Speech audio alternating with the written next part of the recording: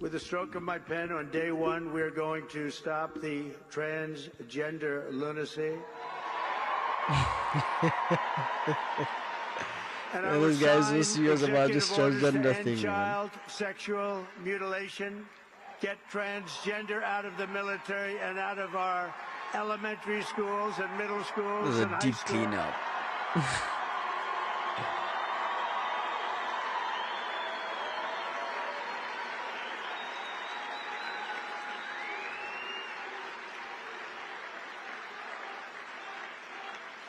And we will keep men out of women's sports.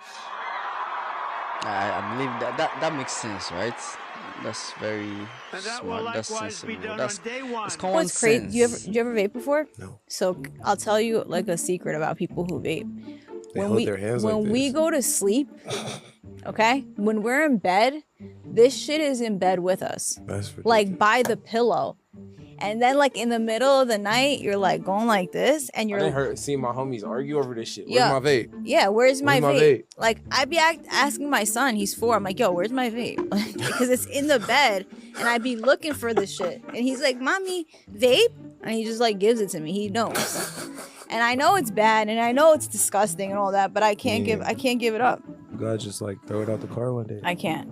I'll buy another one. And the crazy part, these motherfuckers charge. Like that's some crackhead shit right Just there. plug it right to your phone. Like keep going. No, not to your phone. Like they have a No, charge. it's a phone charger though. It's like it's the same as an Oh, iPhone charger. yeah. Just plug it right up. It's keep going. sick. It's some crackhead shit for sure. That's ridiculous. I think we just found out why he was so obsessed with the number 286, and it all comes down to this one conspiracy. So first of all, why was he arrested at that particular McDonald's? Well, sources say it was approximately 286 miles from the murder scene. Number 2, his Twitter. It has 286 posts on it, and when you look at the banner, that Pokemon, the number of it in the Pokédex is 286. His cousin on Twitter follows 286 people, and then to top it all off, National Insurance Day is on June 28th. So the conspiracy is about insurance code denial 286, and this means the insurance company rejected a claim because the appeal wasn't submitted on time or after the initial denial. Basically, someone missed the deadline to challenge the insurance company's decision, and in his handwritten manifesto, allegedly is very critical of the healthcare system. I mean, after all, he murdered the CEO of one of the biggest healthcare insurance companies. To follow it all up, if you read Proverbs 28:6, it says, "Better is a poor man who walks in his integrity than a rich man who is crooked in his way." This man was killed by a dead snake. In 2014, Peng Fan, a chef in China, was preparing an exotic delicacy, a meal made from the deadly Indonesian spitting cobra, a snake whose venom could shut down a human body in minutes. Peng carefully decapitated the snake, removing its deadly fangs and venom glands. Believing his work was done, he set the snake's head aside, but the snake was not finished with him. Unknown to Peng, a snake's reflexes don't die immediately. Even severed, its head can still bite for up to an hour. Suddenly, as Peng reached for the head, the snake's head bit deep into his skin, releasing its venom. The venom, a powerful neurotoxin, began paralyzing Peng's body almost instantly. His breathing became labored, his muscles locked in agonizing pain. With no anti-venom on hand, the poison spread through his system quickly, and there was nothing anyone could do. And by the time help arrived, Peng Fan was gone, a man killed by a snake that was already dead. Even in death, nature's deadliest creatures can still strike.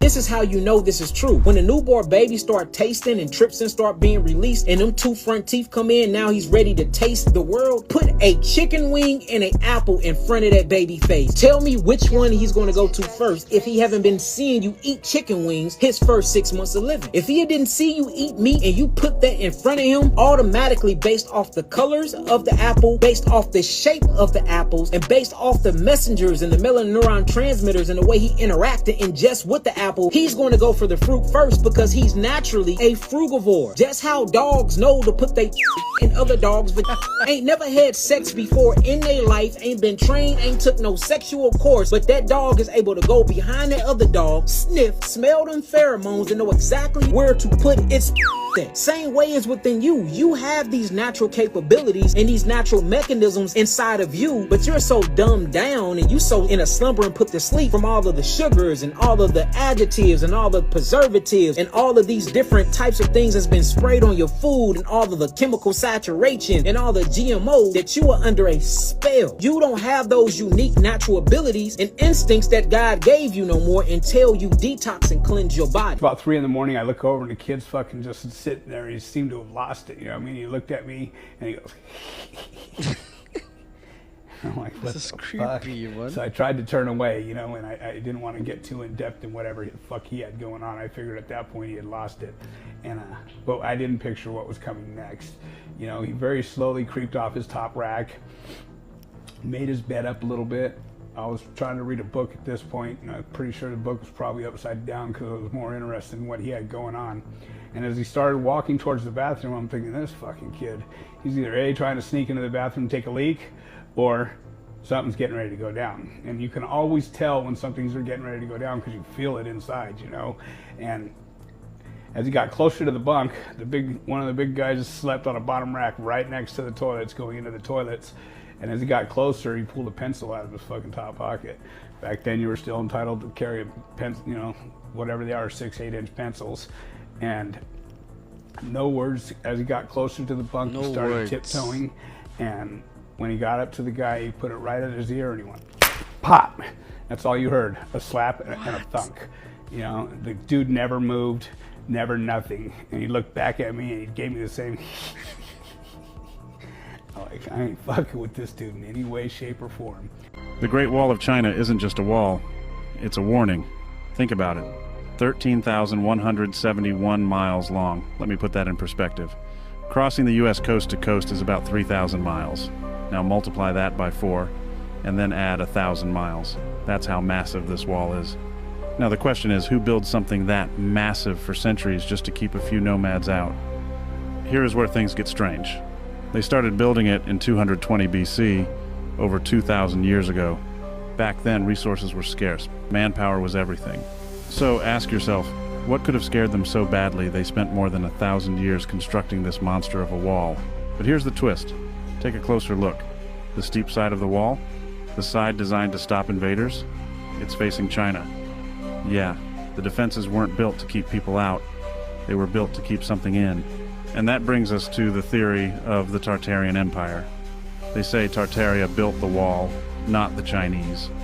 And the purpose wasn't to protect, it was to contain, to lock away something so dangerous, so terrifying, that it could threaten the entire empire. That's strange, right?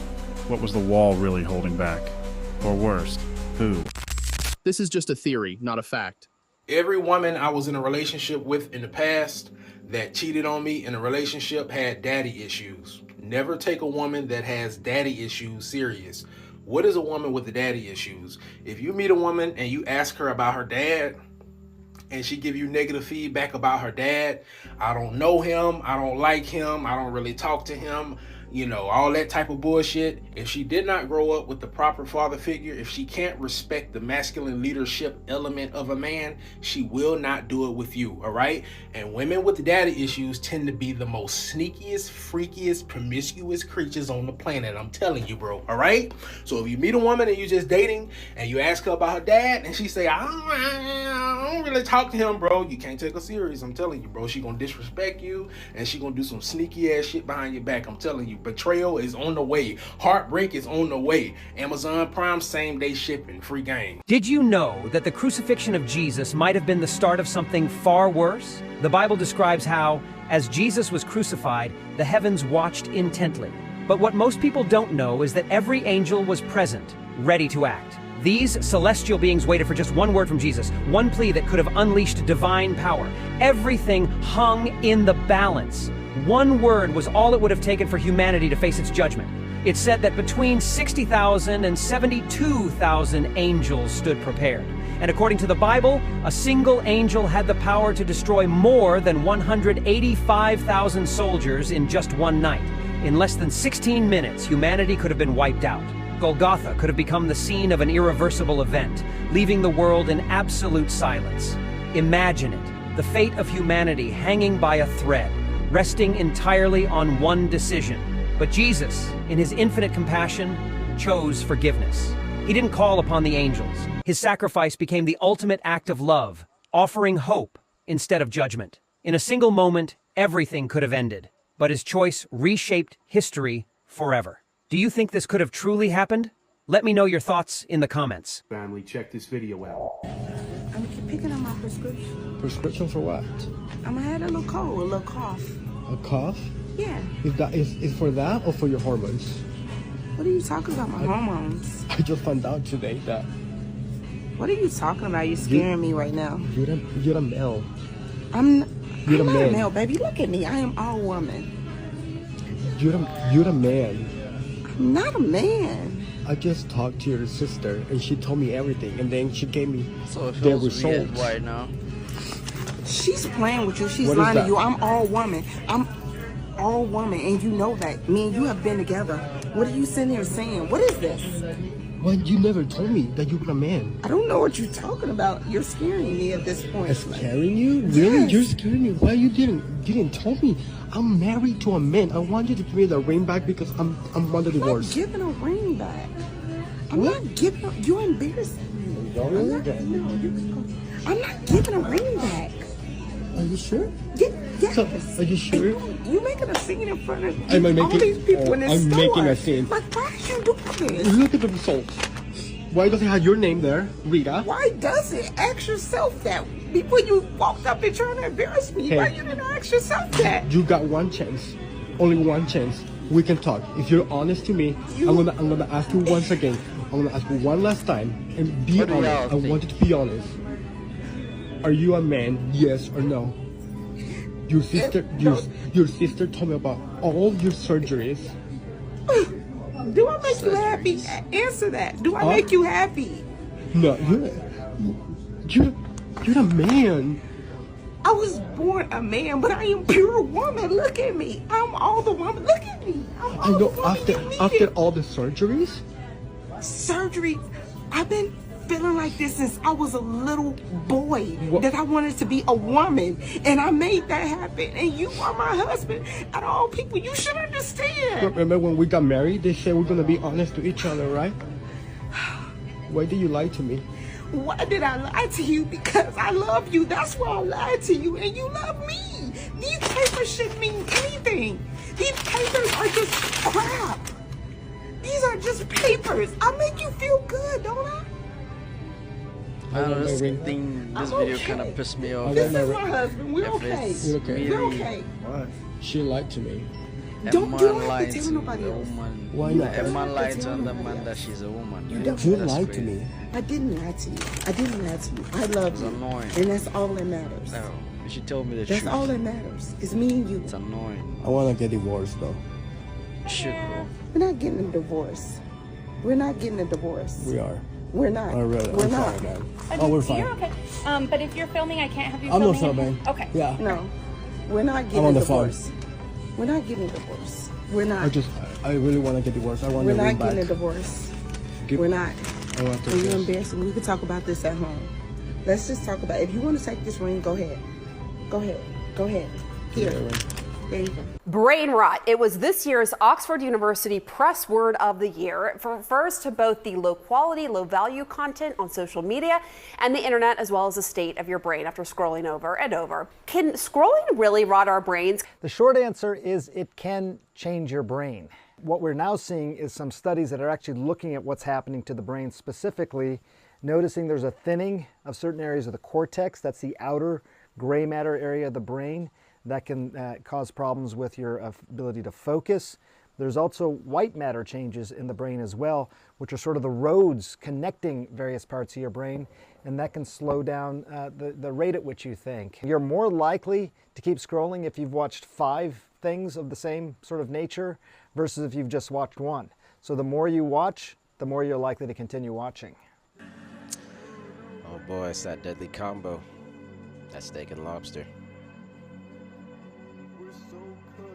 Let's get into it. So what does it mean when you're served steak and lobster in the military, and why you never want to see this dish? That's a great question. And in short, it means that you're all right, so here's the deal. You're in the military, and you're in that galley or in that chow line, and you see that steak and lobster being served up. I want you to know right now that they are not treating you. They're buttering you up for some bad news. It's almost like the calm before the storm, but instead of a warning siren, you get some overcooked steak and some rubbery lobster. So there's a long-standing myth in the military that when that surf and turf is on the menu or being served, it could mean one of two things. One, that your deployment is being extended, which is something that we do not want because we want to go home. Or two, that we're going to war. Again, something we do not want because we want to go home. And let's face it, they're not feeding you like kings because they love you. I mean, maybe they do, but really, they're just trying to soften the blow. So just know, when you see that steak and lobster, that it's not just a meal, but it's a message. And the seasoning, it's just a sprinkle of we're about to ruin your day. Don't grab a fork. Just grab your gear, brace for impact, and know that it's never just dinner. If you're seeing it, it's already too late. So in our Gullah Geechee community, you have dreams. You got to pay attention to the dream.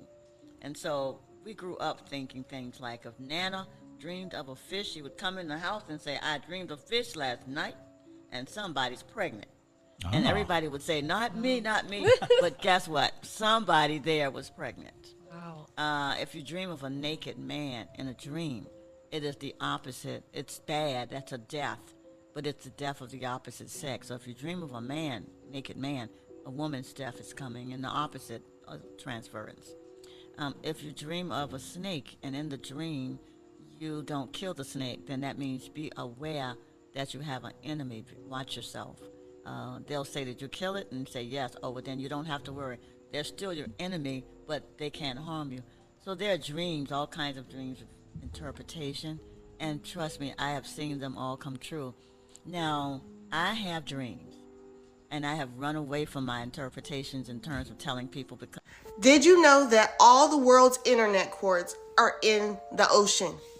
In the ocean. There's a lot of things that shocked me.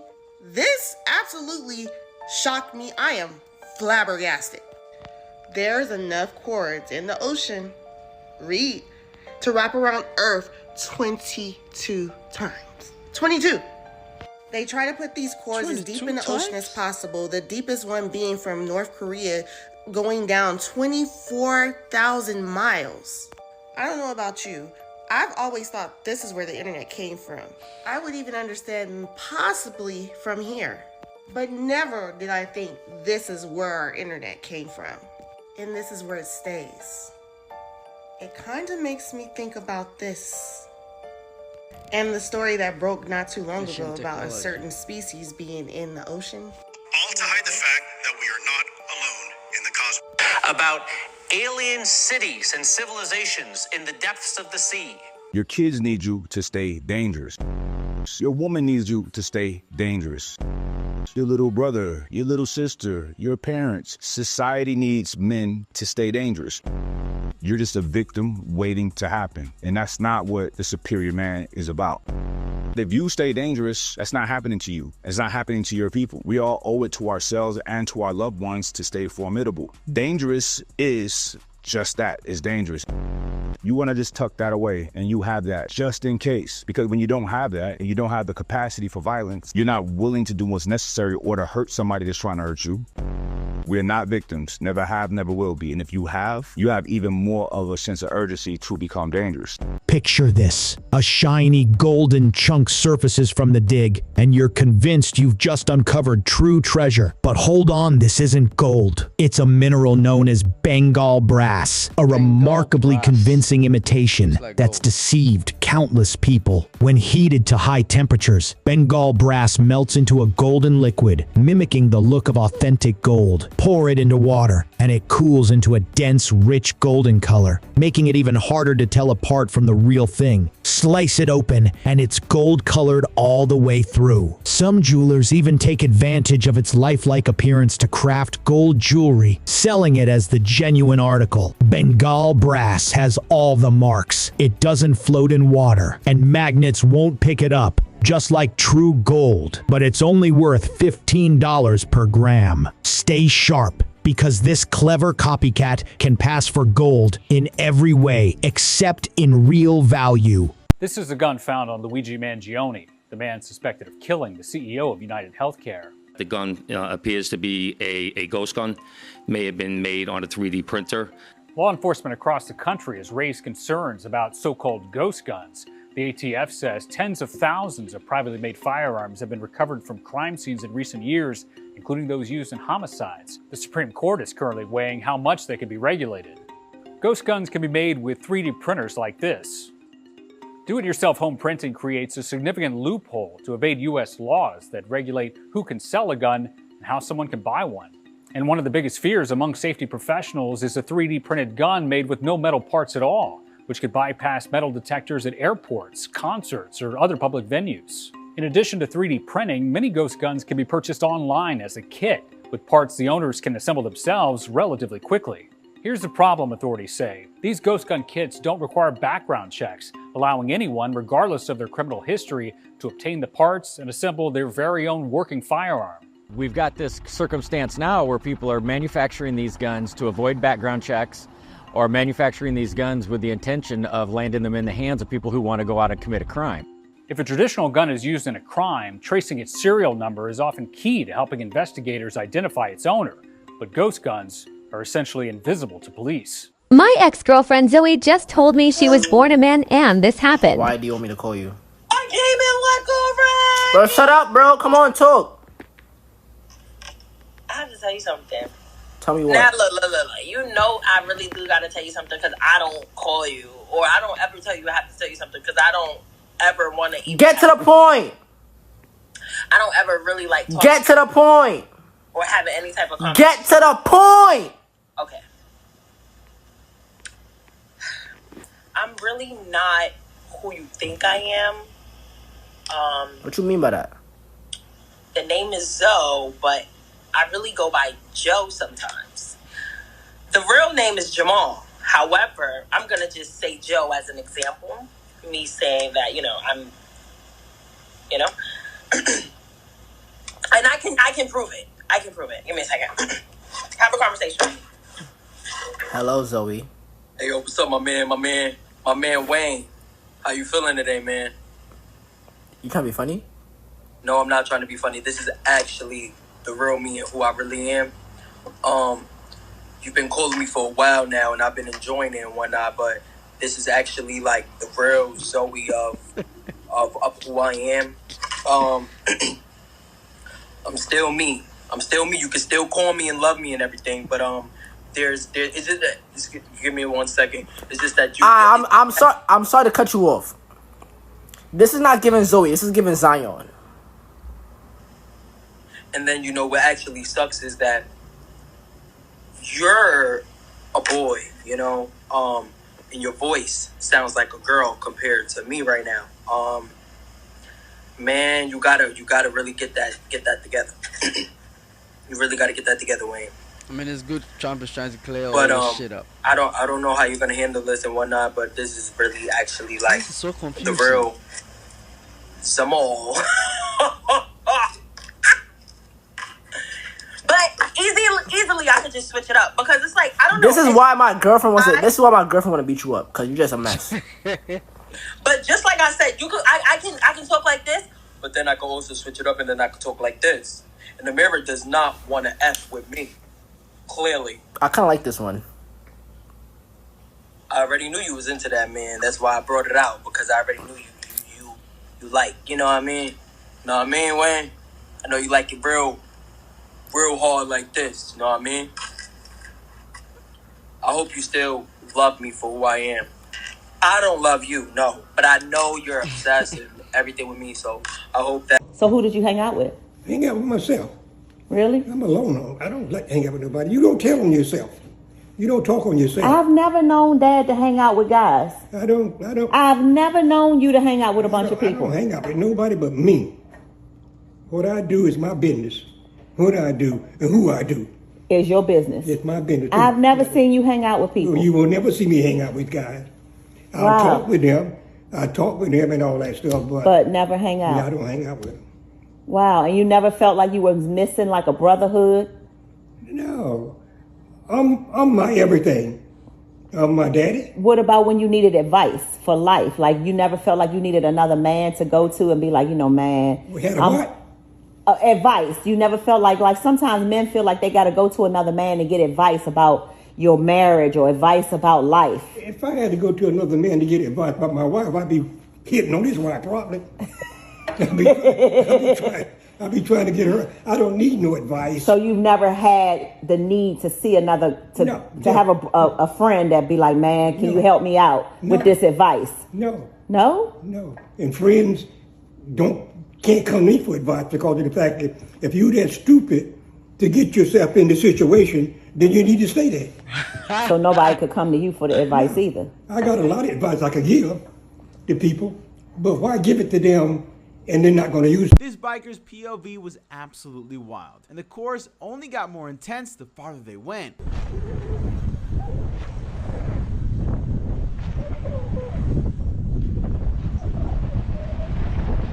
This looks so dangerous. Whoa. The bikes are strong. I guess they're mountain bikes. Oh!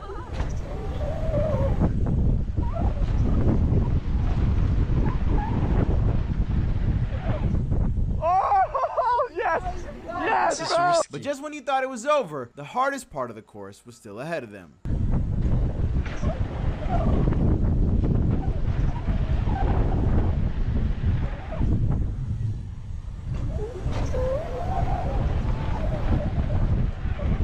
Yes, Sam!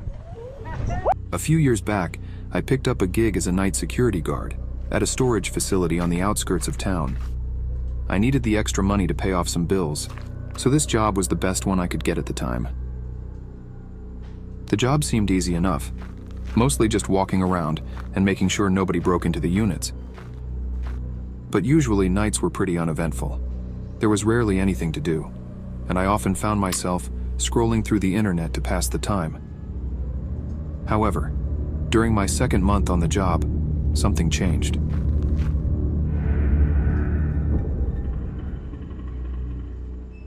Typically, only a few people walked through this area.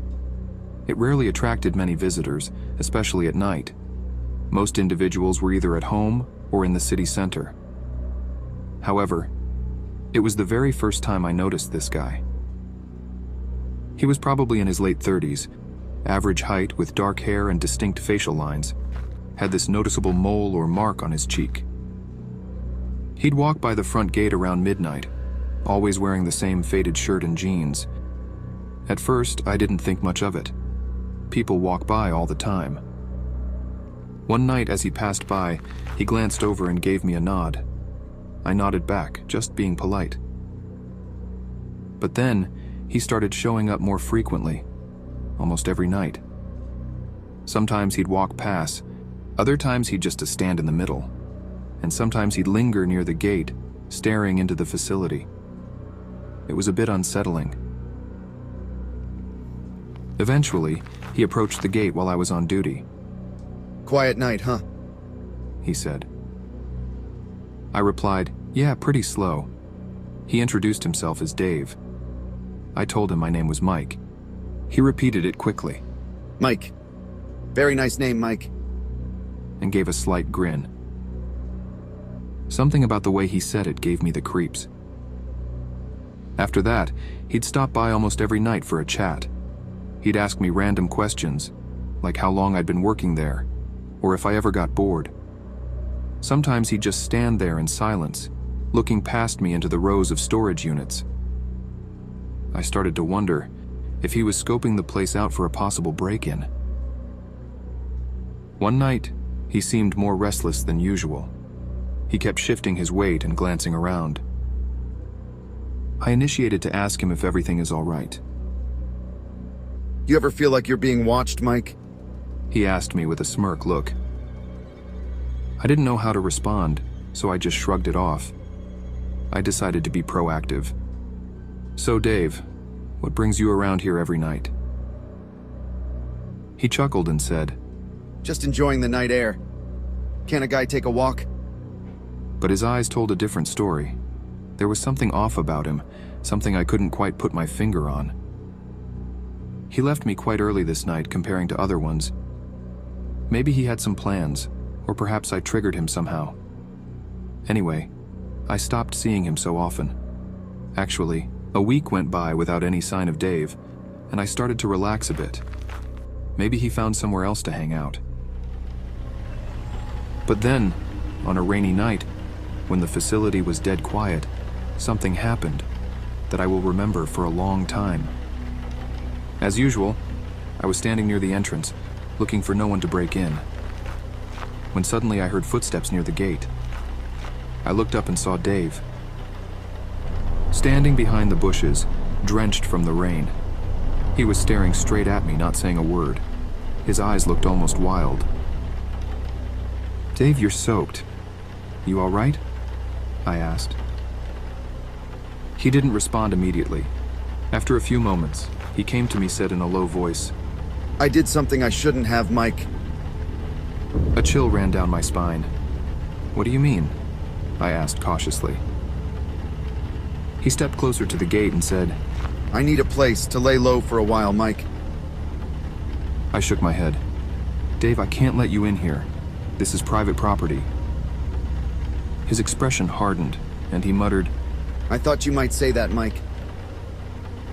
Without warning, he turned and walked away, disappearing into the darkness, leaving me alone.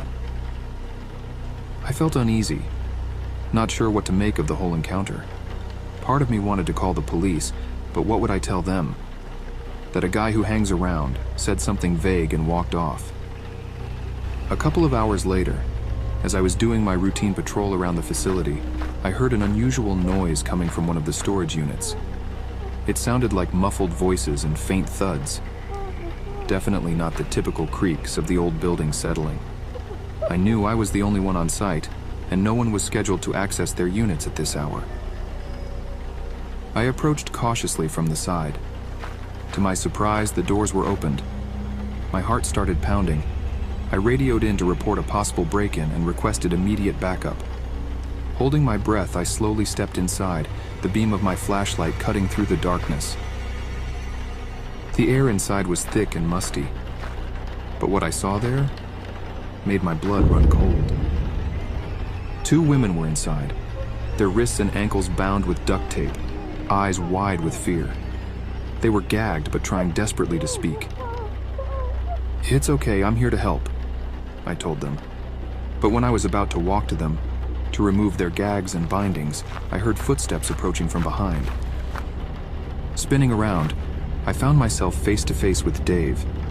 His eyes widened in shock when he saw me with the women. For a moment, we just stared at each other.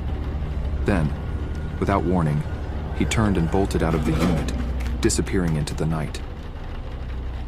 This is weird. I considered chasing after him, but decided against it. The safety of the women was my top priority. I guided them out of the unit and waited with them until the police arrived. They were shaken but unharmed, grateful to be rescued. When the officers questioned me, I described Dave in detail. One of them exchanged a knowing glance with his partner. "That's David Miller," he said grimly. "We've been tracking him for weeks. He's wanted for multiple kidnappings and assaults." The realization hit me hard. Dave had been using our nightly chats to gather information about the facility, most likely to hide his victims. The thought made my skin crawl. I couldn't believe I'd been casually chatting with a wanted criminal, oblivious to the danger he posed. I decided to quit the job not long after. The nights at the storage facility were no longer peaceful. They were filled with shadows and echoes that stirred up my anxiety. We've come to the end of the video. Don't forget to like, comment, and subscribe, and also share with your friends. And also click on the notification bell icon so that any video that I post, you will be the first to get it. Adios, amigos, and I'll catch you guys in my next video. Bye.